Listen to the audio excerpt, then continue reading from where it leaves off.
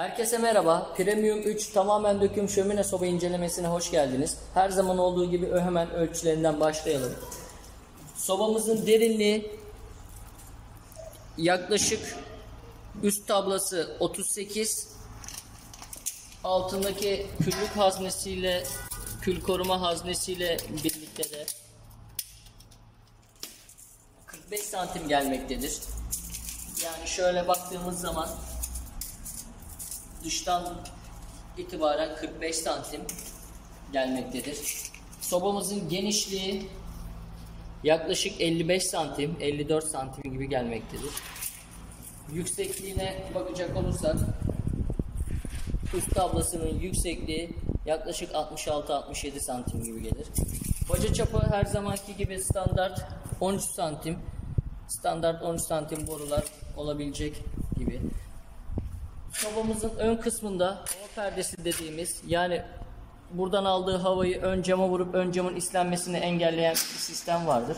Şöyle bakarsanız burası açık olduğu zaman daha faydalıdır. Açık olduğu durumda, yani artı konumda olmasını öneriyoruz. Sobayı sipariş ettiğinizde size kargoda camları demonte şekilde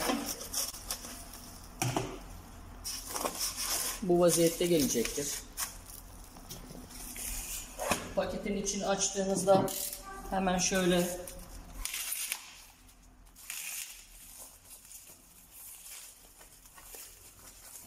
gösteriyorum.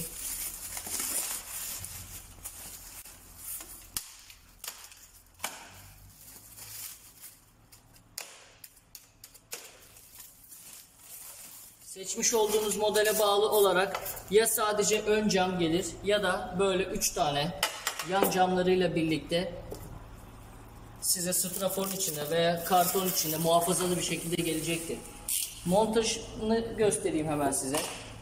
Normal yıldız tornavida ile buradaki 1, 2 ve 3 tane aparatı söküyorsunuz. Şöyle bir tanesini hatta söküp göstereyim.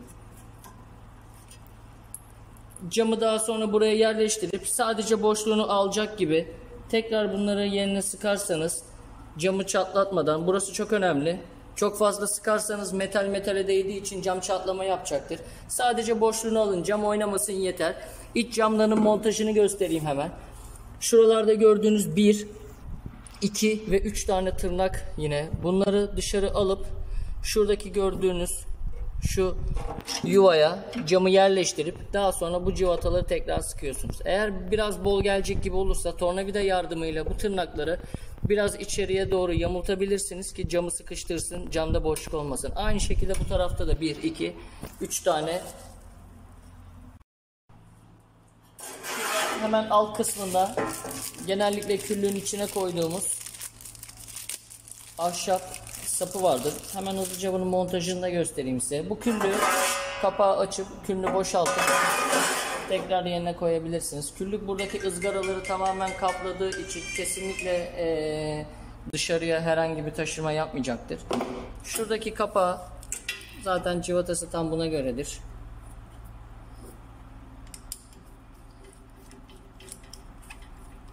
Şöyle yıldız tornavida ile yine montajını yapıyorsunuz. Bu kadar basit. Şurasını çok fazla sıkmaya gerek yok. Burası biraz boşluklu kalması lazım ki oynasın. Bu şekilde kapatıyorsunuz. Sobayı yakarken bu alt kısım, sobayı yakarken açık kalırsa buradan aldığı havayla alevlenmeyi daha kolaylaştıracaktır.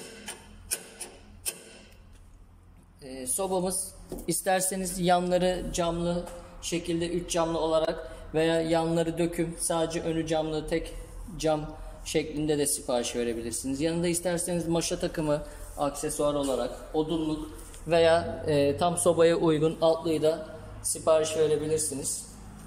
Açıklamalarda bulunan Instagram, Facebook ve WhatsApp hattımızdan siparişinizi verebilir, detayları sorabilirsiniz.